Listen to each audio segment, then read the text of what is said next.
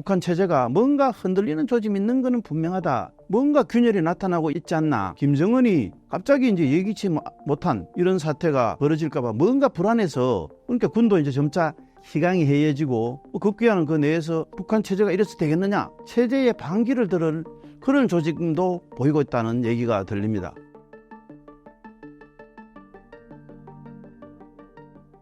예, 안녕하십니까. 저는 현재 서울 성북구에 있는 서경대학교 군사학과의 최승준 교수입니다. 북한의 대남 쓰레기 풍선 부양을 멈추지 않고 있습니다. 대남 오물 풍선의 목적을 무엇으로 보시나요?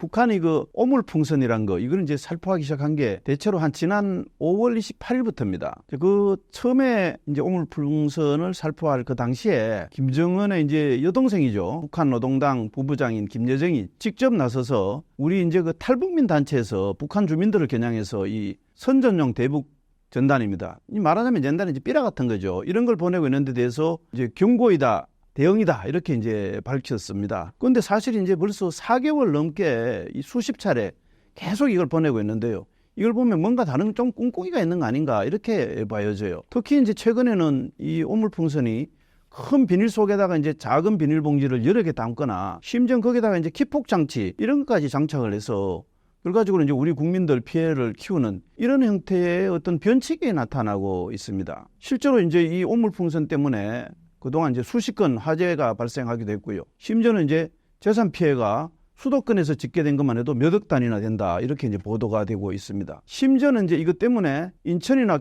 김포공항 활주로 운영이 이렇게 이제 수시로 중단되기도 하고요. 용산에는 대통령실 주변까지 이렇게 이제 오물풍선이 날아가고 있다, 이런 이제 얘기가 나오고 있습니다. 그런 점에서 볼 때 이 북한이 이 오물풍선을 단순하게 이제 그냥 뭐 경고용으로 날리는 거라고 보기에는 조금 의심스러운 게 있어요.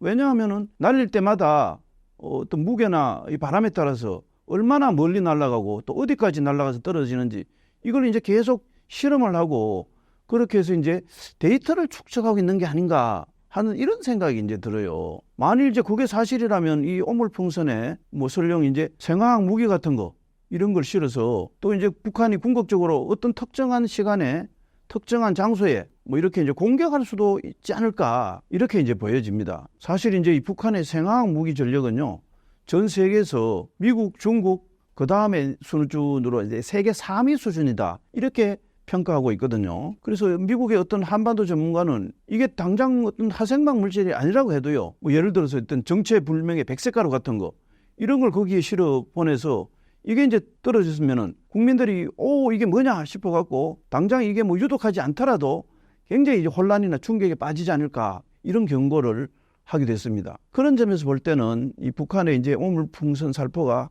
사실상 이제 테러고요, 대남 침투 도발이라고 봐야 되거든요. 그런 차원에서 이제 정부가 조금 더 보다 체계적으로 이걸 대응해야 되지 않을까, 이렇게 생각됩니다. 북한 엘리트층의 탈북이 본격화되고 있습니다. 김정은 정권의 현재 상황을 어떻게 보고 계신가요? 이제 사실 북한 주민이 탈북해가지고 이제 국내에 들어오죠. 그러면 이게 북한 이탈 주민 보호 및 정착 지원에 관한 법이라는 게 있습니다. 그래서 이제 여기에 따라서 특히 그중에서 국가 안전 보장에 대해서 현저하게 영향을 줄 우려가 있는 사람을 따로 분류해냅니다. 이제 국민들은 잘 모르실 수도 있는데요. 이들은 이제 대체로 어떤 사람들이냐면요, 북한에서 이제 조선 노동당 간부나 뭐 행정 관료로 일했다거나 아니면 이제 군관급 이런 사람들이 이제 있고요. 그 다음에 이제 북한에는 또 특히 체제 보위 기관이 있죠. 그 다음에 기타 이제 대남 공작 기관, 이런 인사들이 거기에 이제 해당된다, 그렇게 보면 되겠고요. 물론 이 가족들도 여기에 포함된다, 이렇게 보면 되겠습니다. 그야말로 이제 북한에 봐서는 달살 엘리트 계층이라 이렇게 봐야 되는 사람들이라 볼 수 있겠습니다. 이제 이 사람들이 들어오면은 이제 국정원에서 단독 보호 대상이다, 이렇게 해서 이걸 지정해서 관리를 합니다. 근데 이제 지난 1997년 7월 이후부터 이 집계를 해봤는데요, 현재까지 이런 사람들이 한 188명 정도 된다고 이렇게 합니다. 그 중에서 이제 통계적으로 이렇게 따져보면은요, 이제 김정일이가 죽은 게 2011년 12월인데요. 그때까지는 보통 이제 한 14년 한 8개월 정도 되죠. 그때까지 보면 이제 이런 인물들이 전체가 한 54명 정도입니다. 그런데 김정은이가 이제 그걸 이어받아서 세습을 시작한 게 이제 결국 이제 2012년부터라 보면 되는데, 그때부터 이제 올해 6월까지 요거는 총 한 12년 6개월 정도인데요. 시기간은 더 짧은데 134명이나 된다는 통계가 이제 있습니다. 이걸 따져보면은 대체로 이제 김정은 때가 한 대략 2.5배 정도 이상 늘어났다, 이렇게 볼 수 있겠습니다. 특히 이제 지난해 11월에는 쿠바 주재 이제 북한 대사관에 있던 리일규 참사관이죠. 리일규 참사관이 가족들 데리고 들어온 이제 사실이 알려졌고요. 실제로 이제 김정은 체제 이후에 공식적으로 확인된 그 리일규 참사관이 4번째 탈북 외교관, 그런 사례에 해당됩니다. 어쨌든 단순히 이런 통계만 가지고 엘리트 계층이 북한 탈출이 본격화되고 있다, 그렇게 단정하기엔 아직까지는 조금 무리가 있다고 이렇게 볼 수 있겠습니다. 그렇지만 어쨌든 북한 체제가 뭔가 흔들리는 조짐이 있는 것은 분명하다, 또 이렇게 볼 수도 있겠습니다. 예, 사실 이제 이 북한 체제를 지탱해 나가는 건 흔히 말해서 이제 통치극이라고 하기도 하고요. 그 다음에 이제 북한 사회의 핵심적 부류에 속한다고 할 수 있는 특수층인 어떤 그런 또 핵심 계층이 있습니다. 이 사람들은 주로 어떤 사람들이냐 하면은요, 우선은 이제 당원이 있겠고요. 그 다음에 이제 정무원 관리, 우리나라 말로 하면은 행정관리에 해당하겠고요. 그 다음에 이제 장성급 군 장교라든지, 그 다음에 이제 조총련 간부들 출신, 그 다음에 이제 그 혁명전사라든지 그 이제 유가족, 아니면 이제 남북 관계에서 피살된 전사자 가족이라든지, 그 다음에 이제 당 행정 간부 가족, 군 간부 가족, 이런 사람들이 다 이제 이런 부류에 속한다, 이렇게 보면 되겠습니다. 사실 이런 사람들은요, 당이나 행정이나 군 간부 이런 걸 이제 등용할 때 이 사람들이 우선적으로 혜택을 받습니다. 그 밖에도 이제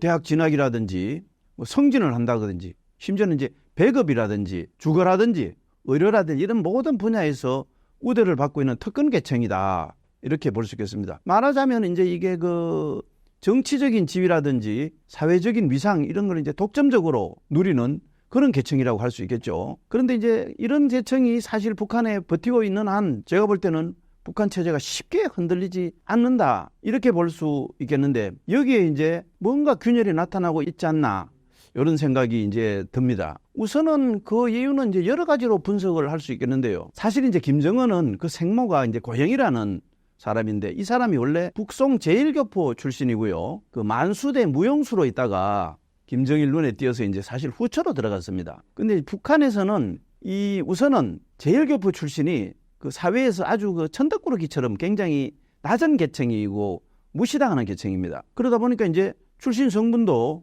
좋지 않고, 또 무용수 출신이라는 이런 것 때문에 이제 이미지도 별로 좋은 편이 아니죠. 사실 이제 이게 김정은이한테는 컴플렉스입니다. 그래서 이제 이 권력 잡고 나서 택모하고 관련된 이런 흔적을 다 지웠다, 이런 얘기도 들립니다. 그리고 또 사실 김정은은 김정일하고 달리 후계자 수업을 이제 오래 받지도 못했고요. 김정일이가 이제 갑자기 죽는 바람에 이제 권력을 물려받았는데, 그러다 보니까 이제 권력이 이제 기반이 취약할 수밖에 없죠.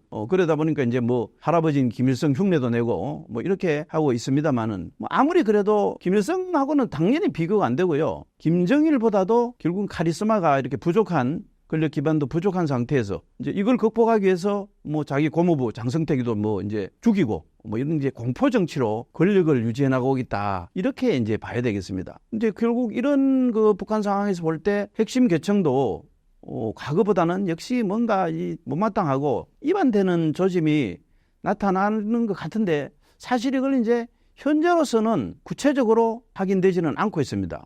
그럼에도 불구하고 북한 주민 전체의 삶이 이제 힘들어지고 있잖아요. 그러니까 아무래도 어떤 식으로든 영향을 받지 않을까, 이렇게 이제 보여집니다. 아마 이제 김정은이도 이걸 잘 알고 있겠죠. 우선은 김정은이는 북한에서 핵심 계층이 누리는 이 혜택은 아무리 북한이 어렵더라도 최대한 유지해 주려고 이렇게 노력을 하고 있는 걸로 이렇게 보여집니다. 북한 이탈 주민이라든지 이런 사람들이 이제 대한민국에 와서 이렇게 얘기를 하는 걸 보면요, 이 사람들의 삶은 굉장히 화려하고요. 특히 이제 그중에서 평양 핵심 계층 같은 경우는 우리나라 최상류층 못지않은 그런 어떤 삶을 누리고 있다고 이렇게 합니다. 결과적으로 볼 때 이제 이들이 그 나머지 북한 주민들의 이제 굶주림이라든지 이런 참상, 결국은 또 자기들도 본고가 있고 들은 게 있지 않겠어요? 그러니까 이제 북한 사회의 체제의 모순을 알고 있을 겁니다. 결과적으로 또 자본주의 맛에도 이제 또 길들여 있다고 봐야 되겠죠. 그렇다고 하더라도 자기들이 현재 누리고 있는 기득권을 포기를 하고 이 북한 체제에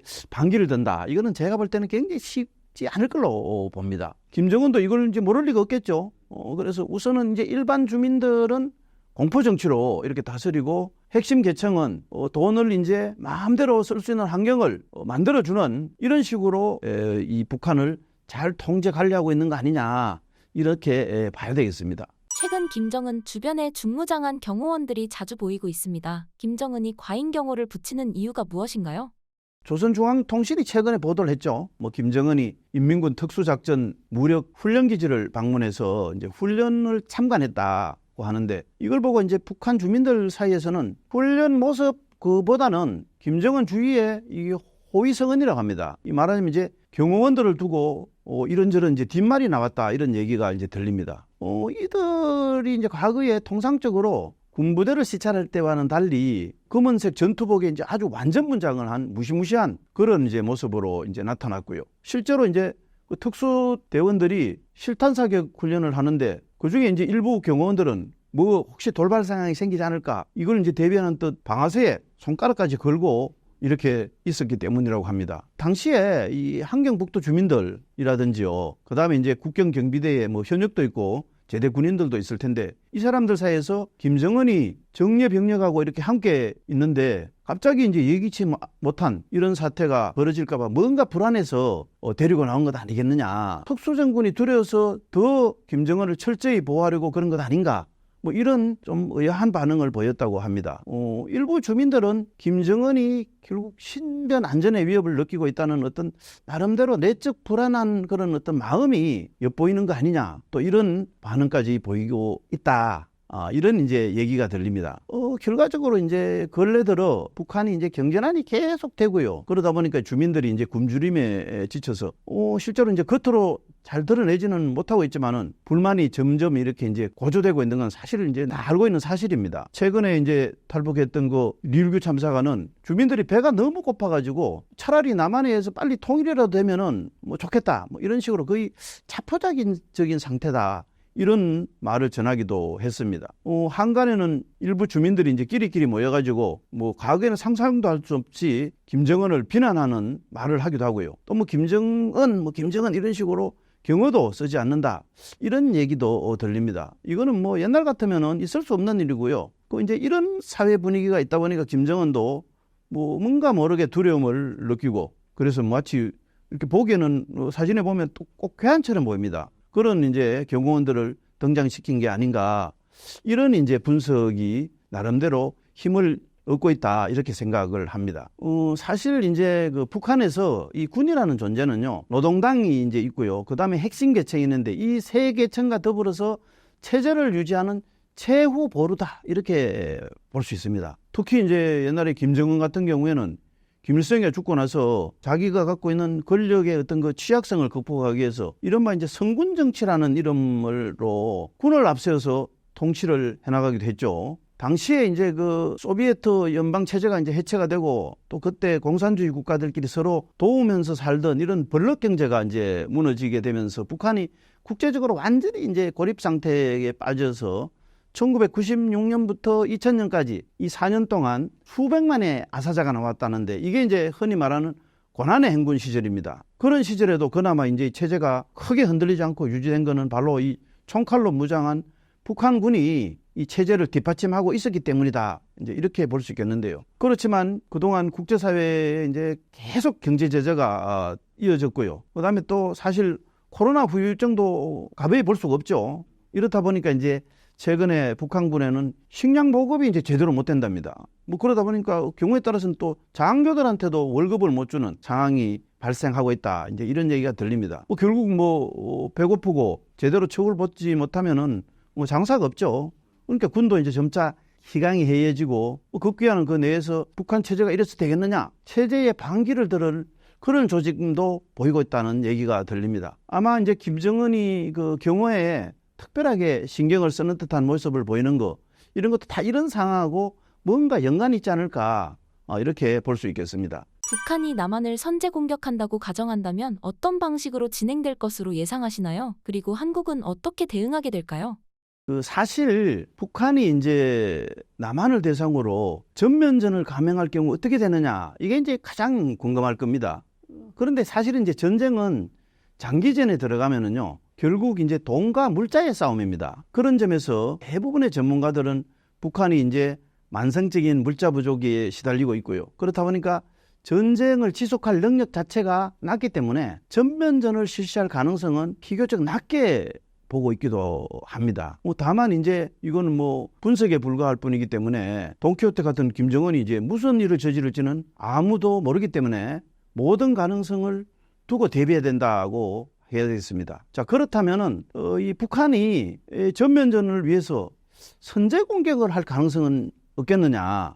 이제 이거를 생각해 봐야 되는데요. 우선은 이제 북한엔 핵이 있는데 핵을 사용하면 이제 이건 막가자는 건데, 만약에 이제 핵을 사용하지 않는다는 그런 전제 조건을 가지고 북한이 선제 공격을 한다면은 일단 이제 그 미사일하고 북한이 자랑하고 있는 장사정포를 동시에 동원할 걸로 이렇게 이제 보여집니다. 김정은이 최근에도 이 대남 선제 공격 이런 식으로 이제 떠들면서 미사일 시험 발사를 한 바 있고요. 특히 이제 그 북한이 갖고 있는 장사정포는요, 시간당 1만 발 이상 퍼부을 수 있는 이런 이제 무서운 무기로 이제 알려져 있습니다. 그런 점에서 이제 만약에 북한이 이 선제 공격을 해온다면은 어쨌든 개전 초기에는 피해가 이제 불가피할 걸로 보입니다.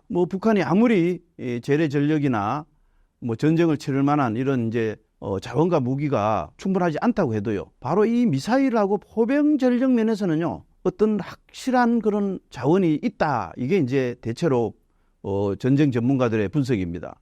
그럴 경우에 이제 개전 초반에 북한이 전방 지역에 배치되어 있는 이제 한 7,000여 문대는 방사포에서 이게 이제 1분에 한 1만 5천 발에서 2만 발 정도를 발사할 수 있는데요. 그래 되면 30분 안에 수만 발의 포탄이 이 수도권에 집중적으로 쏟아지게 됩니다. 그러면은 우리가 물론 이제 방어 체제, 흔히 이제 한국판 아이언돔이라고 하죠. 이런 거를 갖고 있다고 했지만은 한 개 포대에 요거 한 40개 정도를 요격할 수 있는 요 정도의 제한적 방어에 불과하거든요. 그렇기 때문에 수천 발 이상으로 이렇게 대규모 공격을 한다면은 결국 압도당할 수밖에 없습니다. 다만 이제 우리 국군과 주한미군이 이제 전열을 정비해서 북한 지휘 통제 요소를 포함해가지고 적 포격의 원점 타격에 이제 나서겠죠. 그러면 결국 이제 북한도 정권이 이제 종말을 맞게 됩니다. 이 한미 연합군이 이제 충분하게 반격 역량이 있고요. 또 월등한 전력을 가지고 있기 때문에 이 단기간 내에 전황을 아마 역전시킬 수 있다고 봅니다. 현재 이제 북한이 어떤 식으로 공격해 오든지 우리는 3대1로 보복을 한다, 이런 원칙을 갖고 있습니다.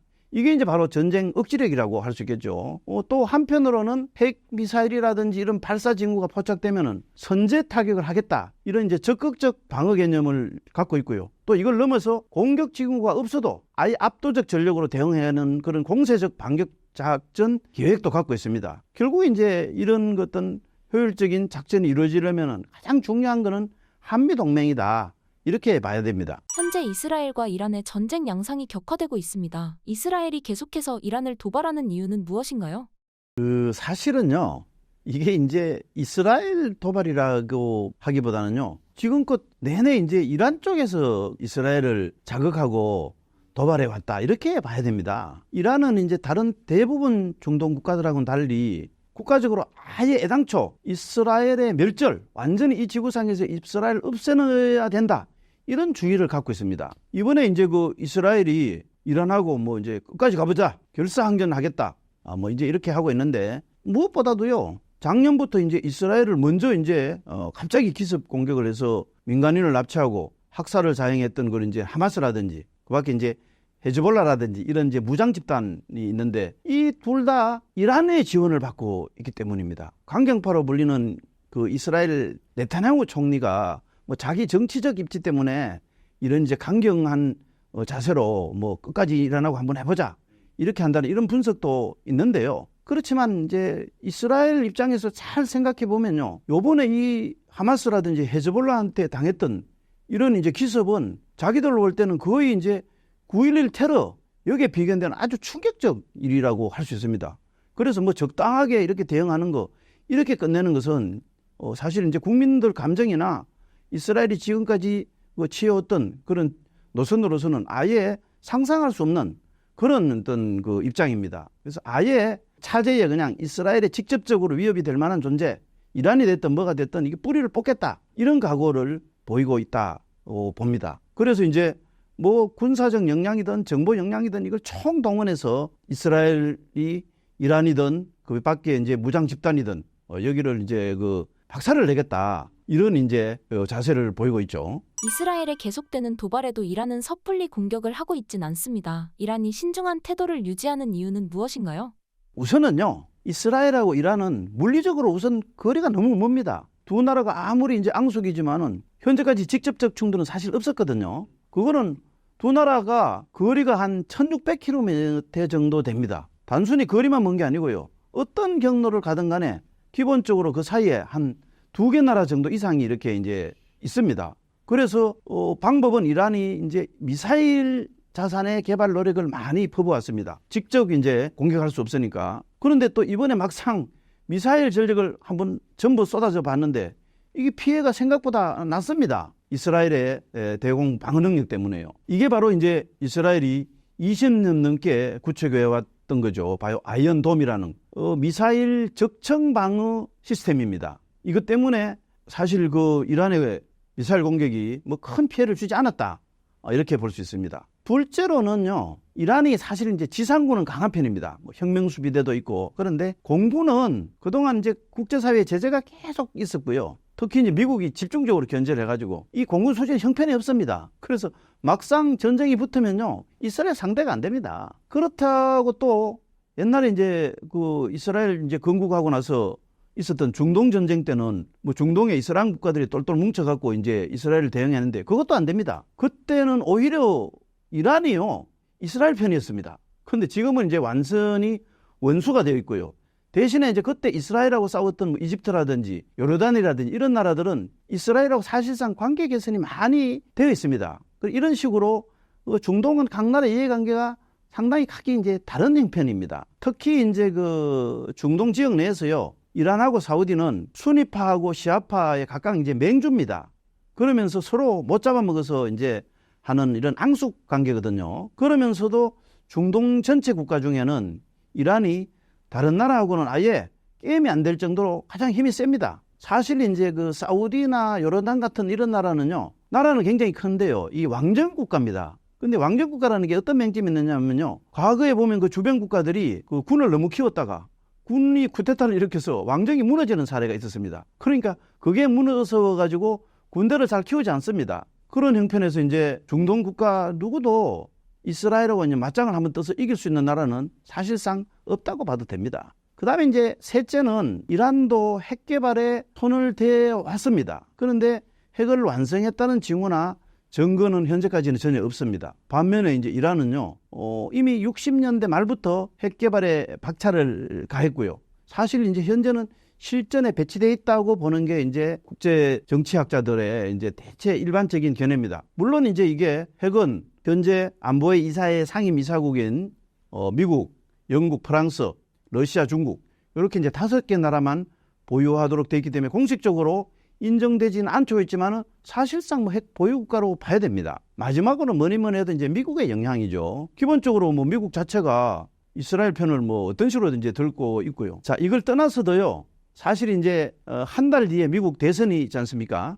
미국 대선이 있는데 현재 이제 집권당은 민주당입니다. 이 민주당은 사실 이제 외교가 강점이다, 이런 이제 항상 과시를 해왔는데, 그런 입장에서는 어떻게든지 이 중동에서 이제 더 이상 전쟁이 확산되는 것을 막고 나름대로 뭔가 중동 평화에 영향을 끼치고 있다, 이런 걸 이제 보여줘야 되는 입장입니다. 그러다 보니까 이제 현재 이 첩보 같은 데 보면은 미군이 중동 태평양 자산을 이란 근처에 집중 배치해서 이란을 견제하고 있는 걸로 이렇게 이제 또 알려져 있습니다. 궁극적으로 노리는 거는요, 이란의 힘을 더 약화시켜 갖고 중동에서 더 이상 영향력을 행사하지 못하도록 하겠다, 이겁니다. 더 나아가서는요, 이란이 지금 이제 완전히 이슬람 원리주의에 따른 아주 그 고약한 정권인데, 미국이 볼 때는 이 정권을 완전히 이제 교체를 하는, 이러면 이제 레짐 체인지라고 하죠. 이거를 만들어내 갖고 친미 국가를 만드는 거다, 이렇게 이제 어떻게 보면은 목적이다 이렇게 볼 수 있겠고요. 결국은 이제 이렇게 하려면은 이스라엘은 그 미국 생각을 알기 때문에 어떻게든 간에 이번 기회에 미국을 끌어들여 가지고 뭐 이란하고 한판 전면전을 치러서 뭔가 끝장을 보겠다. 이렇게 이제 생각을 갖고 있기 때문에 이게 이란은 이제 이걸 잘 압니다. 그리고 자칫 잘못 붙었다가는 자기가 정말 망할지도 모른다. 이렇기 때문에 고민이 이제 사실 많습니다. 이번 2.8 전쟁에서 이스라엘의 정보기관은 어떤 활약을 보이고 있나요? 이스라엘 정보기관 중에서 제일 유명한 게 이제 모사드죠.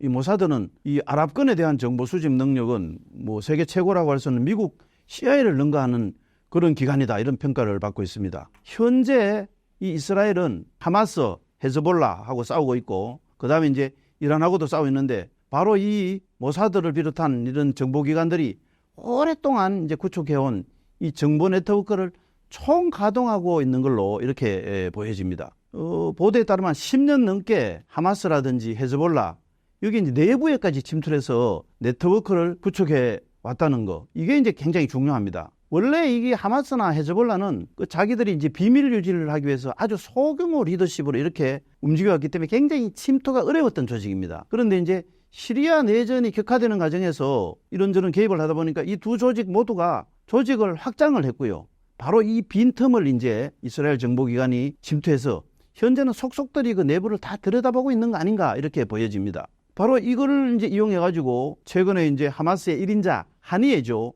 이 하니에라든지 이제 지도부 핵심 인사 위치가 바로 속속 이스라엘에 포착이 됩니다. 그래 정말로 정밀 수술하듯이 이렇게 제거를 해나갔다 이렇게 보면 됩니다. 두 번째로 이스라엘 정보기관 이제 활약이 빛났던 건 바로 이제 삐삐 폭발입니다. 뭐 사실 이제 영화보다 더 영화 같은 그런 이제 사건인데요. 이게 이제 테러 단체가 무선 전화를 사용하면은 해킹당할 가능성이 있기 때문에 대략 한 10년 전부터 삐삐를 주로 사용을 해왔다고 해요. 최근에 이제 뉴욕타임스 보도에 따르면요, 이스라엘 정보기관은 바로 이 정보를 입수를 해갖고 아예 타이완에 이 관련 회사를 차린 뒤에 중동을 상대로 수출을 했다고 하고요. 그래서 단계적으로 철저히 접근을 했다고 합니다. 이것을 통해 가지고 이제 적 전투원의 위치를 대략을 파악을 했고요. 그다음에 필요할 때는 폭발을 시킨 거 이런 게 아닌가 싶습니다. 다만 이제 폭발시킬 타이밍을 놓고 말이 많았는데 왜 그러냐면 이제 민간인 피해도 좀 일어났거든요. 이 이제 일설에는 보면은 이게 또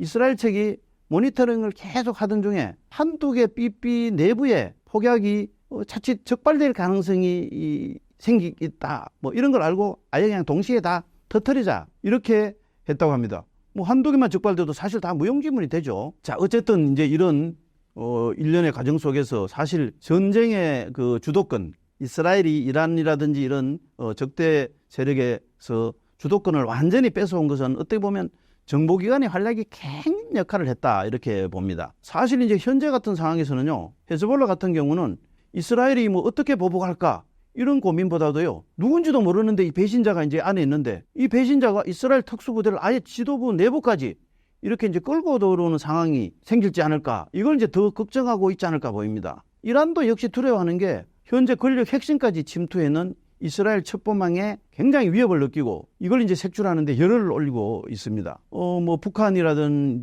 주적을 갖고 있고 반도라는 특수한 이전 지정학적 위치에서 주변 국가들에 둘러싸여 있기 때문에 이스라엘하고 굉장히 유사한 안보 상황에 처한 우리나라도 이런 이스라엘 정보기관의 활약을 보고 잘 배울 필요가 있다 이런 생각이 듭니다. 중동 지역은 과거부터 현재까지 분쟁과 테러가 끊이질 않고 있습니다. 왜 그런 걸까요? 현재 그 이슬람교도는요, 성지 메카라고 하죠. 이걸 중심으로 해가지고 주로 이제 아시아, 아프리카, 유럽 이런 데 굉장히 이제 넓게 분포되어 있습니다. 전체 무슬림 인구가 한 12억 정도 된다 이렇게 추정하고 있는데 이슬람교는 뭐 특이하게 크게 이제 수니파, 시아파 이렇게 이제 두 종파로 분파가 되어 있습니다. 이 12억 이슬람 교도 중에 이 수니파가 한 90% 정도고 이제 거의 대다수고요. 시아파는 한 8% 내지 이제 9%고 나머지는 뭐 이제 소수 종파인데 이건 뭐 극히 일부분에 불과합니다. 그러면 이슬람교가 어떻게 해서 이렇게 두 개의 종파로 갈라지게 됐는가? 이게 이제 궁금할 텐데요. 원래 이슬람교의 교주가 이제 무함마드인데 이 무함마드가 아들이 없이 죽어버렸습니다. 근데 죽고 나서 이제 누구를 후계로 삼아야 되느냐, 이거 갖고 이제 서로 대립이 시작됐습니다. 이 중에 수니파는 무함마드가 죽은 뒤에 사실 무슬림 지도자로 그 뒤를 이은 후계자를 뽑았는데요. 뭐 이제 아부 바크르, 우마르, 우스만, 알리 이렇게 이제 후계자를 뽑았습니다. 이렇게 이제 이 후계자가 정통 칼리프다. 칼리프라는 뜻이 이제 계승자 대리자라는 뜻이거든요. 이렇게 생각하는 신자들입니다. 그렇게 해서 이 사람들은 무함마드의 후계자를 이 4명의 정통 칼리프, 그 다음에 그 이후에 역대 칼리프 왕조의 칼리프만이 정통 후계자다. 이렇게 이제 생각을 하고 있습니다. 대신에 이제 시아파는요, 원래 이제 무함마드의 후계자 중에서 그 사촌이자 사위인 알리라는 이제 사람이 있습니다. 이 사람이 이제 4대 칼리프인데 피가 중요하다고 이렇게 생각해서 이 4대 칼리프의 직계 후손인 11명만 어떤 정당한 후계자다 이렇게 생각을 하고 있습니다. 그래서 이들을 무슬림 공동체의 최고 지도자 내지는 이제 종교 지도자인 이맘이다 이렇게 이제 부릅니다. 그래서 결국은 이제 이 과정에서 시아파하고 수니파 간에 서로 뭐 이제 암살하고 반란이 일어나고 이러다 보니까 오히려 남보다 못한 원수가 되어서요. 1400년간 계속 대립하고 갈등을 하고 있는 이런 상황입니다. 현재 중동 국가 중에는요, 사우디아라비아, 이집트, 아랍에미레이트 연합 이런 나라는 수니파가 절대 이제 다수를 차지하고 있고요.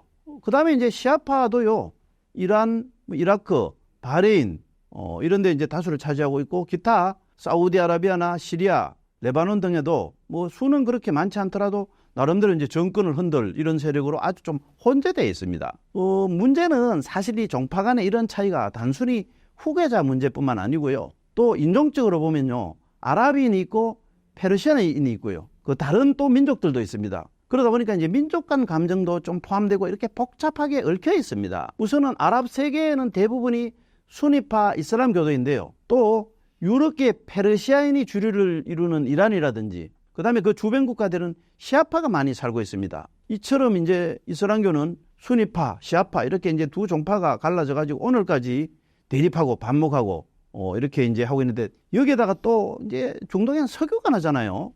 그러다 보니까 이제 유전지들을 둘러싸고 뭐 서로 영토 싸움을 하고 그 다음에 또 아랍인, 뭐 페르시아인 이런 이제 민족이 서로 다르다 보니까 이질성 때문에 또 이게 대립하고 있고 반목하고 있고 또 여기에서 여러 강대국 간의 이해관계가 굉장히 이제 복잡하게 개입됩니다. 이렇게 해서 이제 오늘날 중동이 세계의 화약고다 이렇게 불려지게 된 겁니다. 그렇다고 하더라도요, 이 수니파와 시아파가 사실 한 70년대까지는요, 겉으로는 큰 차이가 없었습니다. 그런데 이제 이게 1979년에 이란에서 이제 이슬람 혁명이 일어나죠. 이슬람 원리주의자 호메니에 의해서 이걸 계기로 오히려 이제 친미 핵심 국가이던 그 이란이 반미 국가로 돌아섰고요. 또 그 다음에 이제 비슷한 그때부터 소련이 냉전 체제 당시에 중동에 이제 집중적으로 지원하고 이렇게 하면서 그 지역 전체에 대해서 반미 성향이 커지게 됩니다. 여기에다 또 미국이 이스라엘을 지원한 점도 또 한몫을 하죠.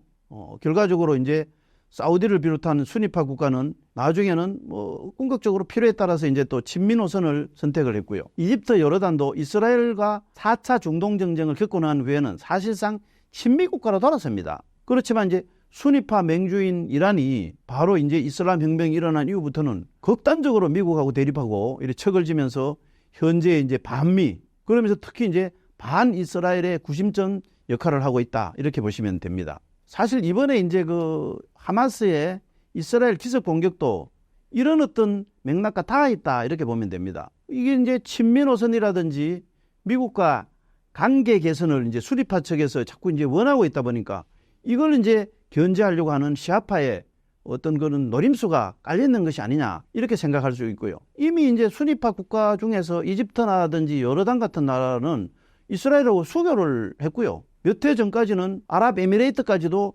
수교를 이렇게 했습니다. 그런 상황에서 최근에 사우디까지 물밑으로 이스라엘하고 수교를 한다 이런 말이 나도니까 아예 이게 이제 성사되기 전에 다시 중동 내에서 반 이스라엘 정서를 한번 불붙일 목적으로 뭐 이제 이란의 똘만이라고 할 수 있죠. 하마스라든지 헤즈볼라한테 이제 뒤로 작용을 해서 이 문제를 일으킨 것이다.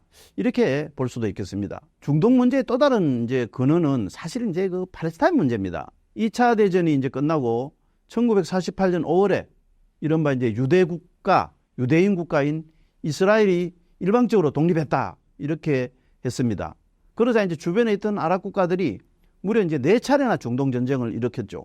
이 상황에서 100만 명 정도의 팔레스타인 난민이 발생해서 이제 사방으로 흩어졌습니다. 그런 뒤에 이제 이들 팔레스타인인도 서서히 이제 민족적 자각심도 생기고, 그래서 민족주의 운동단체라든지 게릴라 조직을 결성을 하고, 이게 이제 1964년에 거기 이제 연합되어서 그 유명한 이제 팔레스타인 해방기구 PLO라고 하죠. 이 PLO를 만들었습니다. 그 이후에 1987년에 요르단강 서안이 있는 가자지구에서 팔레스타인 주민들에 의해서 반점령 주민봉기인 인티파타라는 게 시작됐고요. 그러면서 이제 국제사회에서도 팔레스타인인들 민족 문제를 뭔가 해결을 해야 된다, 이런 이제 여론이 형성됐습니다. 그러다가 이제 1993년 9월에죠.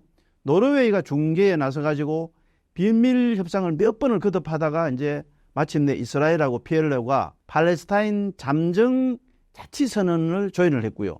그렇게 1994년 5월에 팔레스타인 잠정자치정처가 시작되고, 그 이후에 자치정부가 이제 수립됐습니다. 그렇지만 사실 이제 그러면 자치가 종료되고 난 뒤에 팔레스타인은 그러면 뭐 어떤 나라 국민이냐, 국가냐, 어떤 지위를 갈 거냐, 이런 문제가 여전히 남아 있고요. 이웃에 있는 이스라엘하고 이 시리아, 또 시리아하고 레바논 간에 계속 치고받고 싸우는데 여기서는 평화를 또 어떻게 끌어낼 거냐. 또 이제 예루살렘, 이게 이제 기독교 성지이기도 하고, 그 다음에 이제 이슬람교 성지도 하고 유대교 성지입니다. 그래서 이슬람교의 여기에 이제 종교 문제라든지 민족이 어떻게 공존해서 같이 살아가느냐, 이런 문제가 이제 여전히 또 남아 있습니다. 원래 이제 아랍인하고 유대인은 사실 성경에 보면 이제 아브라함 자손이라고 하죠. 이 중에 이제 아랍인은 서자지만 장남인 이스마엘 자손이고, 유대인은 차남이지만은 적자인 이삭의 자손이라고 합니다. 어쨌든 그러다가 고대 이제 로마 시대 때 이 유대 왕국이 멸망을 합니다. 그 이후에 이 유대인들이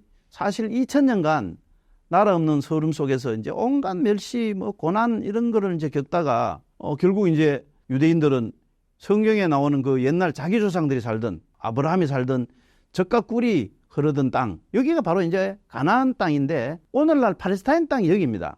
여기에다 이제 나라를 세웠죠. 그런데 나라를 세웠는데 거기에서 아무도 살지 않았던 게 아니고 바로 아랍인들이 살고 있었는데, 이 아랍인들을 몰아내면서 오늘날 비극이 사실 시작됐다, 이렇게 볼 수 있겠습니다. 여기에는 사실 이제 1, 2차 세계대전 과정에서 유대인하고 아랍인을 상대로 급하니까 팔레스타인 땅을 두고 이중계약을 한 나라가 있습니다. 바로 이제 영국인데요. 이렇게 이중계약을 하고 난 뒤에 그냥 내몰라라 내팽개쳤습니다. 그 영국도 이런 어떤 불시에 한 몫을 했다고 하죠. 어쨌든 19세기 후반부터 열강들이 아시아와 아프리카를 침탈하기 시작한 그런 제국주의의 희생양이 돼가지고 36년간이나 일제에 의해서 식민지배를 당하고 남북이 분단되기까지 한 우리 아픈 역사가 또 생각나는 그런 대목이다고 할 수 있겠습니다. 최근 산업 스파이 활동이 가장 활발한 나라는 중국입니다. 중국의 산업 스파이 활동은 언제부터 본격화되었나요? 현재 이제 산업 선진국이라고 할 수 있는 나라들, 여기에서 발생하는 첨단 산업 기술 유출에 이제 사실 많은 부분이 산업 후발주자라고 할 수 있는 중국, 특히 이제 중국 정부 당국이 주도해서 발생하고 있다, 이렇게 볼 수 있습니다. 사실 이거는 중국의 이제 과거 역사하고 굉장히 밀접한 관련이 있습니다. 옛날 이제 중국은 우리도 알다시피 한나라 때부터 시작해서요, 당나라, 송나라, 원나라, 명나라, 그리고 청나라, 이렇게 때까지 사실 세계 최강 국가였습니다. 그런데 이제 이게 근대화에 뒤처지면서 특히 이제 아편 전쟁에서 이제 패배한 이후에 아시아의 종이 호랑이로 전락해서 세계의 이제 거의 천덕꾸러기가 되었죠. 사실 이제 2차 대전 때 성전국이긴 했는데요. 또 바로 이제 본토가 마오쩌둥에 의해서 공산화된 이후에 그 이후에 이제 또 마오쩌둥이 주거의 장막을 치고 서구 중심의 세계 질서에서 완전히 이제 비켜나 있었습니다. 그러다 보니까 이제 더욱더 후진국이 됐죠. 그 당시에 사실은 마오쩌둥이 대약진 운동이라든지 이런 이름을 이제 가지고 집단 농당을 만들고요. 또 자력갱생한다고 온갖 삽질을 하다가 수백만 명이 굶어 죽었습니다. 더 웃기는 거는 이게 이제 공업을 일으켜야 되는데 공업을 일으키려면 철이 있어야 되죠. 그런데 이거를 이제 생산할 방법이 없으니까 주민들한테 할당을 합니다. 근데 주민들이 이걸 어떻게 생산합니까? 그러니까 집에 있는 농기구까지 다 녹여갖고 막 당에 바치는 이런 이제 웃지 못할 상황이 벌어졌습니다. 그나마 또 이제 그 이후에 대약진 운동이라는 데 대한 실책을 덮는다고 어린 홍위병들을 뭐 이제 뒤에서 배후 조정해가지고 문화 대혁명이라는 걸 일으켰죠. 이걸로 또 이제 깽판을 한 번 더 치고 이렇게 하면서 수천 년을 이어져 왔던 찬란한 중국 문화마저 다 때려 부시는 이런 엄청난 사실 우를 범했죠. 그러다가 이 이제 마오쩌둥이 죽고 난 뒤에 덩샤오핑이라는 이제 뭐 오뚜기 인생이 나타납니다. 근데 이 덩샤오핑이 이제 얘기한 게 바로 흑묘백묘론이죠. 이 말은 무슨 말이냐 하면은 검은 고양이든 흰 고양이든 쥐만 잘 잡으면 된다. 자본주의만 어떻고 공산주의만 어떠냐.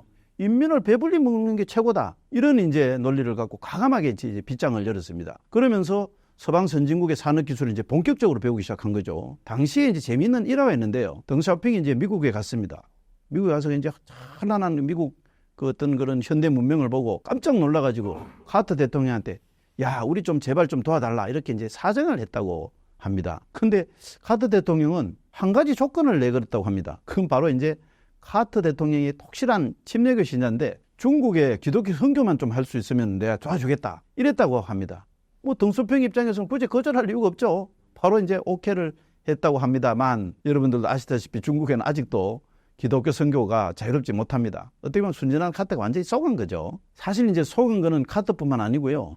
다른 이제 모든 미국의 지도자들입니다. 당시는 이제 냉전 시기이기 때문에 미국과 이제 소련이 대립을 하고 있을 때인데 우선 미국 입장에서는 소련을 견제하기 위해서 그 당시 이제 중국이 소련하고 이제 사이가 틀어져 있었는데 요걸 이제 이용하고자 했습니다. 그러면서 그 당시 이제 이 사람들은 중국을 잘 좀 지원해주고 민주주의, 자본주의 이런 게 들어가면은 당시에 이제 미국 중심으로 돌아가고 있던 서방 세계 질서에 중국이 편입해서 뭐 그들이 생각하는 어떤 정상 국가가 될 거다 이렇게 이제 믿었다고 하죠. 뭐 하지만 어떻습니까?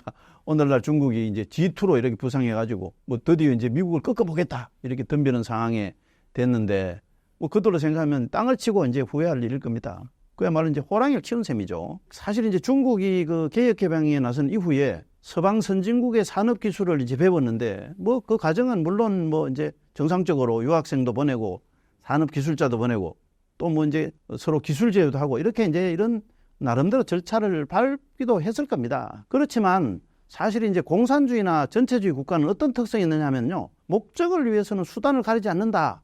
이런 이제 게 있기 때문에 그 때문에 이제 이 산업 스파이를 기술을 배우는데 많이 활용한 게 사실입니다. 옛날에 이제 소련 같은 경우도요. 냉전 시기에 원래 이제 그 당시에는 미국이 과학기술이라든지 뭐든지 앞서 있었죠.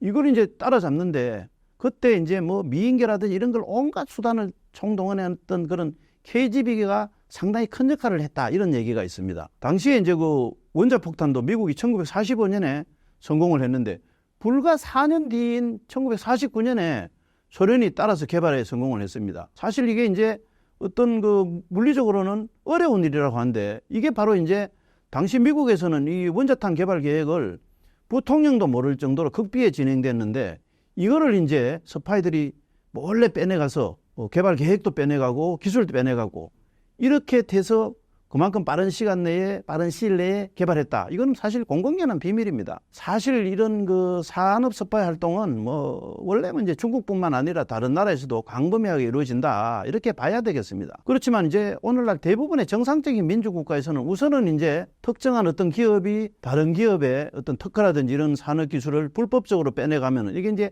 산업 질서가 어지럽혀지죠. 또 기술 발전을 제한합니다. 이걸 막는 게 우선 국가의 기본 정책입니다. 자기 나라의 첨단 기술이 다른 나라로 이렇게 이제 빼돌려 나가면 이게 이제 국보가 유출되는 건데 이걸 막는 게 이제 사실 우선적이다. 이렇게 볼 수 있겠습니다. 그러면서 첨단 기술을 보호하는 게 이 국가안보 차원에서 굉장히 중요한 요소다.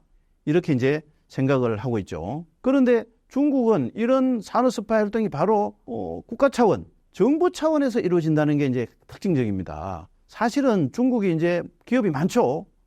또 실제로 기업을 자본주의적 방식을 도입해서 운영을 하고 있습니다. 그렇지만 사실은 이런 기업이요. 다 국영기업입니다. 우리식 잣대로 그렇게 바라보면 절대 안 됩니다. 그렇다면 중국 산업 스파이 활동은 어떻게 이루어지고 훔치는 기술은 어떤 것들인가요?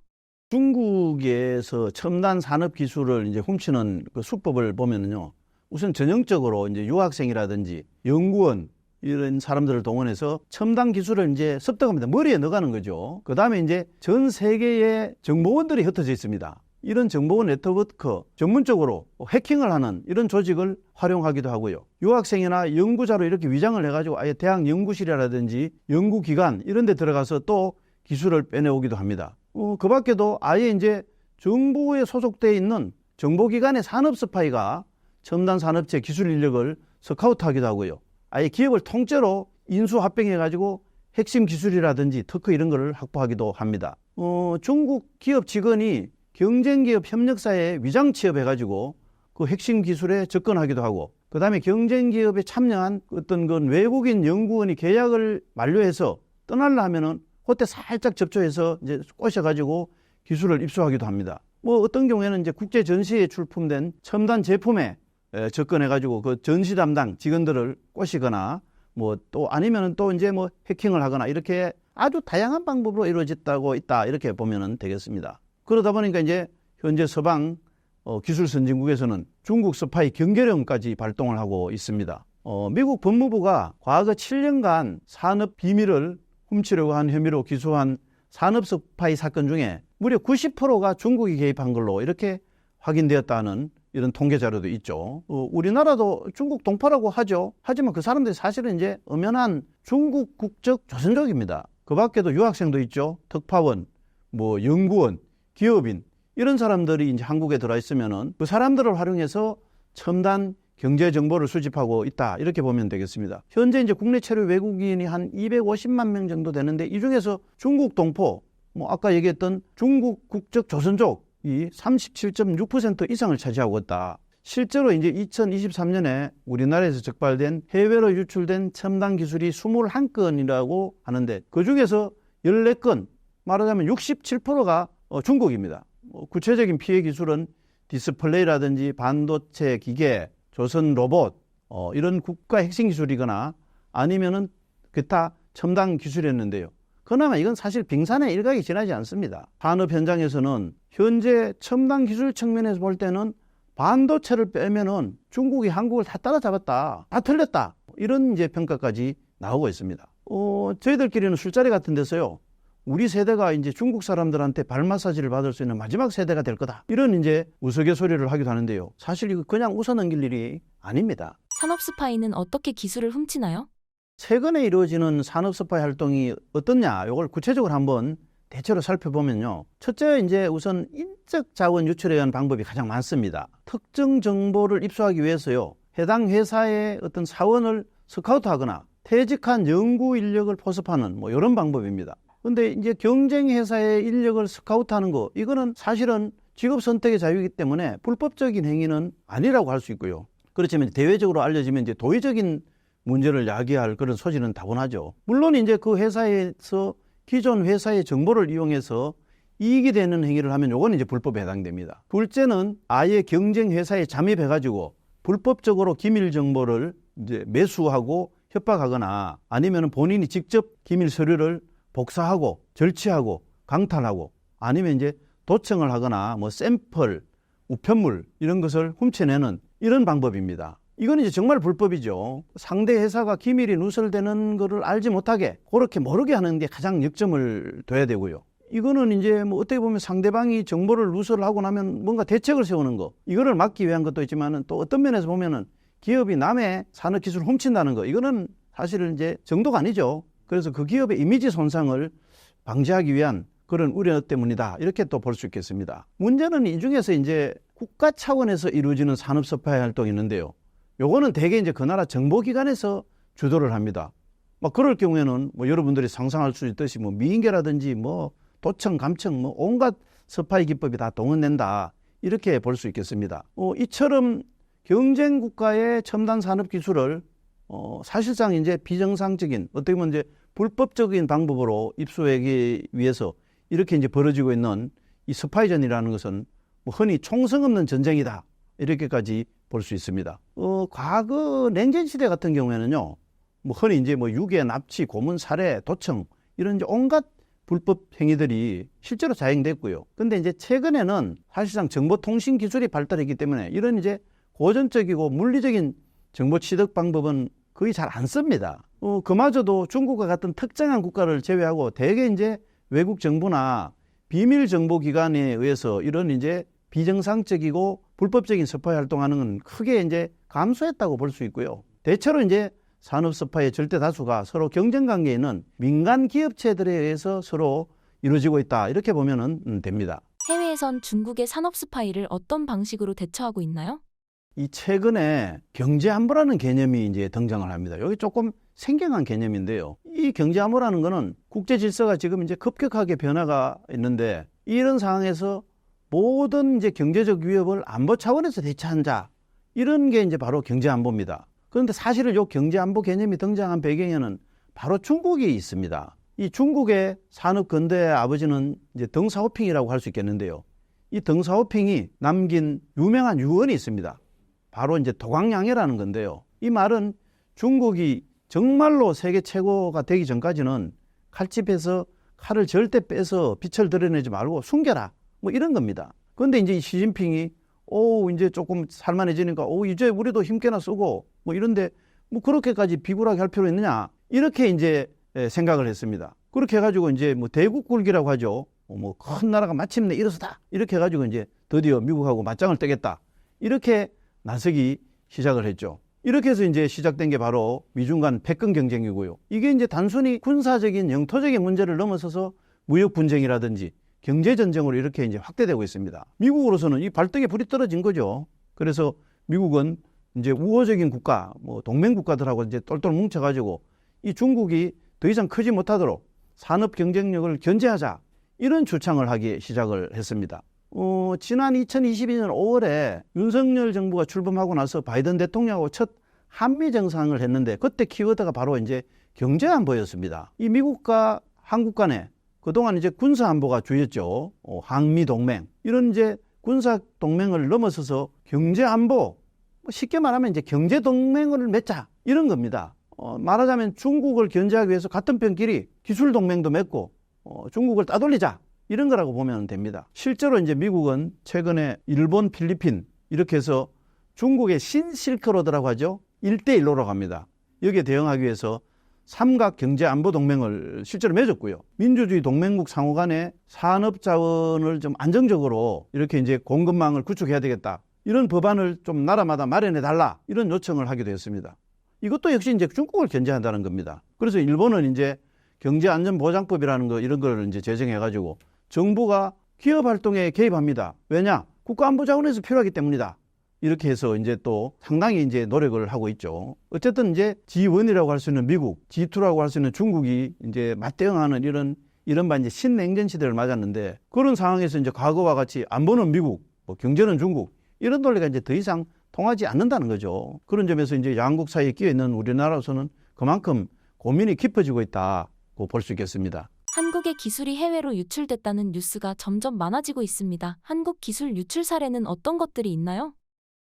사실 이제 우리나라가 1960년대, 70년대 이때 산업기술은 그냥 단순한 부품 조립 수준에 불과했죠. 그러다가 이제 1980년대 이후에 반도체 산업이라든지 전자산업, 뭐 정보통신 산업 이런 게 이제 급성장을 했고요. 사실 이제 세계 최고 수준의 기술력을 갖춘 업체들이 계속 이제 많아지고 있습니다. 특히 우리나라는 다 알다시피 이제 IT 강국이죠. 반도체라든지 디스플레이 기술은 물론이고 또 그 밖에도 선박 건조라든지 배터리를 비롯해서 타이어라든지 이런 거 이제 다양한 분야에서 기술이 이제 세계 최고급입니다. 우리나라에서 일어나는 산업 스파이는 바로 이제 IT 산업이라든지 반도체라든지 정보통신과 같이 이른바 이제 소위 첨단 산업 분야에서 주로 발생을 하고 있는데요. 그런데 이제 최근에는 이런 표적이 정밀 기계라든지 자동차라든지 생명공학 이런 이제 여러 분야로 확대되고 있습니다. 그러다 보니까 반도체라든지 자동차를 비롯해서 이런 이제 주력 산업을 중심으로 해서 매년 20건 이상의 산업 기말이 해외로 유출되거나 유출을 시도한 그런 사례가 적발되고 있습니다. 최근 6년 동안 산업 기밀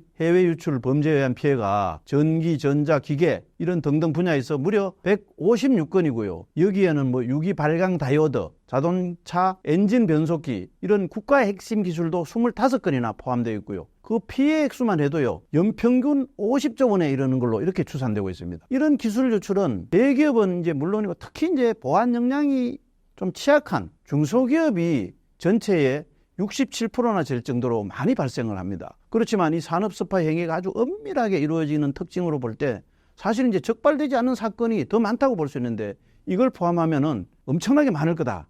이렇게 추정이 됩니다. 우리나라에서 이루어지는 산업 유출은 주로 이제 기업 내부자라고 할 수 있죠. 그런 전현직 직원에 의해서 생계형이 대부분입니다. 산업통상자원부하고 국정원이 어떤 자료를 분석했는데 5년간 적발된 산업기술 유출 장원 중에서 이런 이제 내부자에 의한 유출이 한 80%에 달하는 걸로 나타났습니다. 근데 이 사람들은 이제 대개 그 목표물인 기술 정보가 내장된 저장 장치라든지 그다음에 또 이런 기밀을 입수할 수 있는 인적 네트워크가 있죠. 그러면서 또 내부 통제라든지 보안 구조가 허점이 있는 거 이것도 잘 알고 있기 때문에 그걸 이용해서 이제 기술을 빼돌립니다. 한때 이제 사회적으로 이슈가 됐던 현대 기아차 주요 기술이라든지 국내 기업이 세계 최초로 개발했던 휴대 인터넷 와이브로 원천 기술 유출 사건 이런 거 역시 이제 현직 직원이 핵심 기술을 회사 내에서 컴퓨터에서 이제 빼가지고 이메일로 또 퇴직 직원한테 주고 퇴직 직원이 현직 직원의 도움을 받아서 생산 현장까지 직접 들어가서 정보를 입수하는 이런 형식으로 이루어졌습니다. 이게 이제 과거하고 달리 평생 직장이라는 인식이 점차 사라지고요.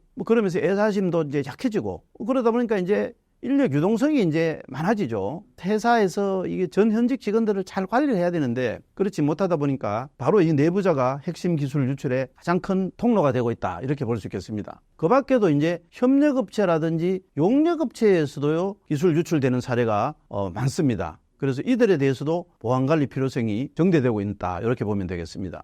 기술 유출 유형은 대체로 이제 연구원 매수 방법이 가장 흔하고요. 그 밖에 이제 뭐 공동 연구를 한다든지 위장 합작을 하다든지 불법적으로 수출을 한다든지 해킹을 하든지 이런 이제 다양한 방법이 동원되는데요. 연구원 매수 같은 경우는 주로 고액 연봉을 제시하거나 해외 근무 조건으로 이렇게 이제 스카우트 형식으로 이루어집니다. 그 다음에 이제 기업 차원에서 공동 연구라든지 위장 합작을 통한 기술 유출 같은 경우는 해외 업체들이 국내에 있는 핵심 연구원에게 접근을 해서 합작 법인을 설립하고 나면은 경영권을 주겠다. 이렇게 유혹을 하거나, 그 다음에 이제 뭐 경영 컨설팅 뭐 이런 명분으로 이제 그 관련된 기술을 훔쳐낸 후에 영업 목적으로 훔쳐낸 기술을 재활용하는 이런 식으로 이루어지고 있습니다. 우리나라 산업기술 유출 사건의 특징을 보면은 우선은 기술 유출 피해가 특정 기업에 한정되지 않고 이게 이제 국가 경제에 막대한 손실을 초래한다는 이런 점이 있고요. 그 다음에 이제 기술 개발에 참여한 사람들이 특별한 제어의식도 없이 기술 유출을 시도하는 이런 경우가 또 많다는 점이 있고요. 그 다음에 또 기술 유출이 이메일이라든지 USB와 같은 전자장치를 이용하거나 아니면 또 원본은 그대로 두고 복사물로 유출되는 경우가 많기 때문에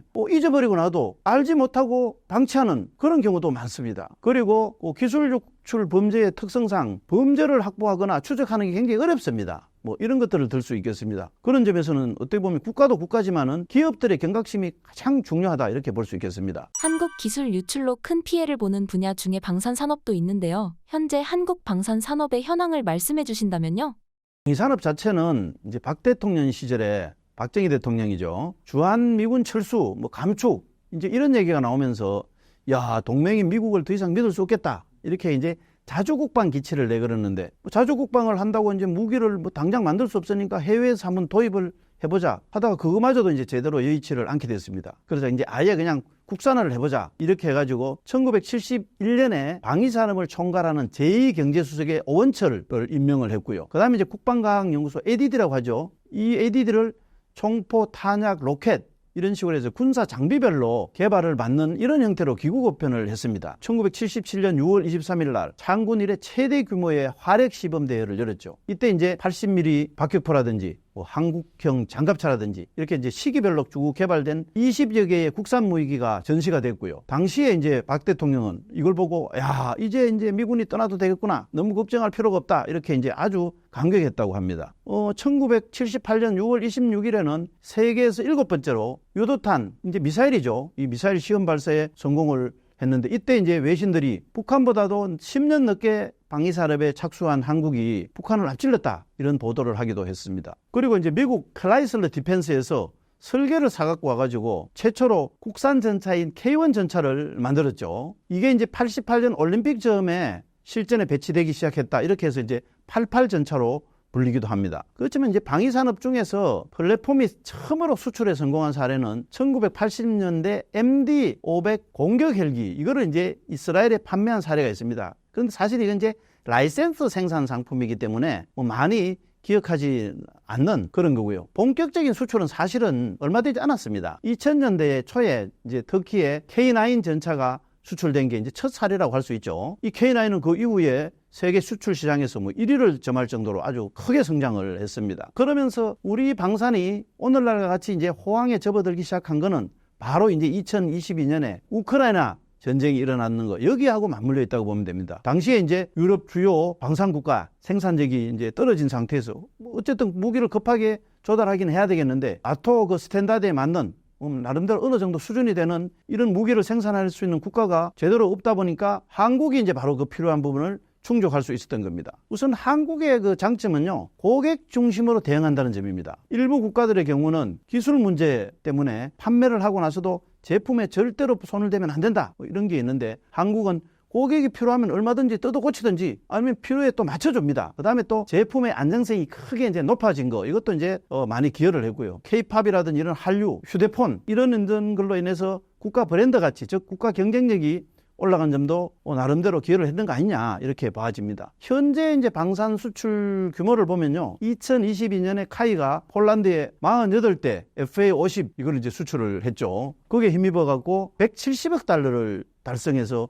처음으로 이제 100억 달러를 넘어섰습니다. 지난해까지 2년 평균 150억 달러 이상을 수주해서 세계 탑 10에 이름을 올렸고요. 수출 대상국도 2022년에는 이제 뭐 폴란드라든지 이런 4개 나라에서, 지난해에는 아랍에미레이트, 뭐 핀란드, 노르웨이 이렇게 해서 총 12개국으로 늘었고요. 수출 무기 체계도 6개에서 12개로 다변화되는 이런 굉장히 갈목할 성장을 했습니다. 산업 스파이로 인한 K 방산의 피해는 어느 정도로 추정하시나요? K방산 분야에서 기술 피해는 사실 이제 해킹 피해가 제일 많습니다. 그리고 이제 그 사실 북한이 주체인 걸로 이렇게 추정을 하고 있습니다. 뭐 그렇지만 이제 군사 보안 분야까지 넓혀보면은 내부 인원을 포섭하는 거, 뭐 이런 것도 이제 가끔 일어나고 있는데, 그래서 안심할 수가 없습니다. 대표적 방산 기술 유출 사례는 뭐 최근에 이제 항공우주산업 카이죠. 카이에서 KF-21과 관련된 기술 유출을 들 수 있습니다. 이게 이제 인도네시아에서 파견된 기술자가 USB에 접근 금지 기술을 담아 나가다 적발된 거죠. 그 다음에 이제 육군 주력 전차인 K2 전차에 들어가는 주요 부품인 양압 장치 기술이 빼돌려진 사건도 있었습니다. 특히 북한에 의한 기술 유출과 해킹이 계속 발생하고 있는데요. 특히 이제 2016년 이후부터 생각해 본다면은 대우조선 해양, 그 다음에 한국 원자력 연구원, 카이 이런 데서 뭐 피해를 본 사례가 있습니다. 최근에는 라자루스 같은 이런 북한 3대 해킹 조직이 무기 기술을 빼내기 위해서 국내 방산업체 10여 곳을 무더기로 해킹한 것으로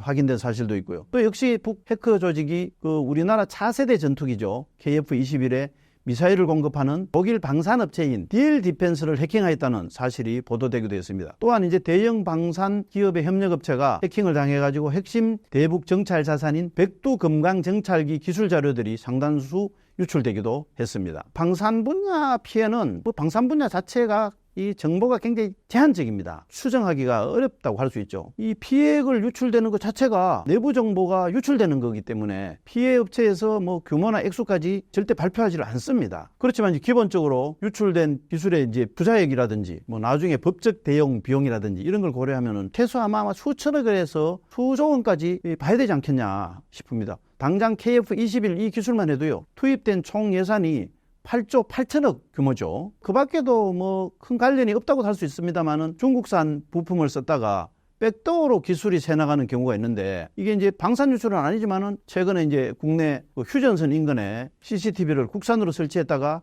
이 업체가 마진 좀 남기겠다, 이런 이제 욕심을 갖고 평가 때는 국산품을 쓰고 실제 설치 때는 중국산을 쓴 사례가 있습니다. 백도어가 함께 깔려서 중국으로 CCTV 영상이 이제 전부 넘어갔다, 이런 보도도 있죠. 이 경계할 일이 아닐 수 없습니다. 한국에서 산업 스파이가 활개칠 수 있는 이유 중에 약한 법 때문이라는 말이 있습니다. 현재 한국의 산업 스파이 처벌 수위는 어느 정도이고 어떻게 바뀌어야 한다고 생각하시나요? 우리나라에서 이제 국가 기술 유출을 막기 위한 간첩법으로는 형법 97조 간첩죄, 그다음에 군형법 13조 간첩조항이 있습니다. 그런데 이 형법은 적국을 위해서 한 간첩 행위만 처벌할 수 있도록 했습니다. 이때 이제 적국이란 거는 바로 이제 북한이죠. 결과적으로 이게 국가 기밀 유출 사건에서 보면은 명확하게 북한과 연계되어 있다, 이게 입증되지 않으면요, 간첩죄로 처벌할 수가 없습니다. 이번에 이제 군 검찰이 정보사 사건을 간첩죄가 아니고 군사기밀보호법 위반으로 이렇게밖에 기소로 할 수 없었던 것도 바로 이 때문입니다. 그런데 이제 해외 입법 사례를 보면요, 간첩 행위를 적국, 외국 뭐 이런 식으로 구분하는 경우는 없습니다. 사실 이제 모든 국가들이 적국이든 외국이든 심지어는 동맹국이든 비동맹국이든 이거 구별하지 않고요, 자국의 이제 국가 기밀이 누설되는 거는 다 간첩으로 처벌을 하고 있습니다.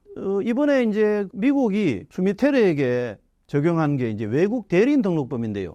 이거는 이제 간첩죄로 처벌하기에는 증거가 부족한 그런 뭐 파렴치 행위라든지 허가 없이 외국 정부의 대리인으로 활동하는 행위라든지 외국 정부하고 단순히 연락 접촉하는 행위까지 처벌을 하죠. 중국 같은 경우는 다른 나라의 기관, 조직, 사람을 위해서 기밀 정보를 누설할 경우에는 5년 이상 징역, 최대 무기징역까지 처벌하고요. 독일은 다른 국가나 알선인의 국가 기밀을 누설하면 형법상 외환죄를 적용해서 1년 이상 징역, 기밀 유지 의무가 있는 자는 범행 시 최대 무기징역까지 이렇게 무겁게 처벌을 합니다. 현재 우리나라는 국가기밀 유출과 관련된 법으로 이제 앞에서 말한 형법 이외에도 군사기밀보호법이라든지 산업기술보호법 이런 게 있습니다. 그렇지만 이 법은 그 해당하는 범죄만 특정해서 적용할 수 있다, 이런 이제 한계가 있고요. 처벌 수위도 이 간첩죄면은 무기징역이나 사형까지 할 수 있는데 상당히 낮습니다. 군사기밀보호법은 7년 이하 징역, 산업기술보호법은 3년 이상 15년 이하 징역 정도 이밖에 안 되는데요. 사실 이제 법이 이렇다 보니까 군사기밀이든지 산업기술이든지 이게 이제 북한이 아닌 외국으로 유출되는 것은 사법 처리를 할 수가 없습니다. 우리나라 관련 법제에 대한 대대적인 정비가 시급하다고 할 수 있겠습니다. 특히 세계 주요국들이 산업기술 보호를 사실 이제 강화하는 추세인데 우리나라 이 기술 보호 체제는 기술형 탈취 M&A 시도 이런 게 많은데 여기에 상당히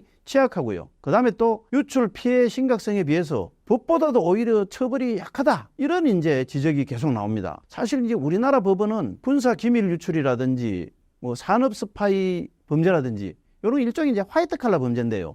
여기에 대해서는 굉장히 관대한 측면이 있습니다. 대법원 판례를 보면은요, 기술 유출에 따른 최대 형량이 고작 한 5년 정도밖에 안 됩니다. 그것도 대부분이 이제 집행유예라든지 혹은 2년 내외의 실행에 그치고 있습니다. 지금 이제 정치권에서 이제 법을 좀 개정을 해줬으면 좋겠고, 뭐 또 정부 당국에서도 좀 더 근본적인 대응책을 마련하고 법원도 좀 제대로 된 양형 기준을 마련할 필요가 있다, 이렇게 생각을 합니다. 마지막으로 신사임당 구독자분들께 한 말씀 부탁드립니다. 신사임당 구독자 여러분, 또 이렇게 뵙게 되어서 반갑습니다. 다음에 또 조금 더 좋은 주제를 갖고 뵐 수 있는 기회가 있기를 바랍니다. 감사합니다.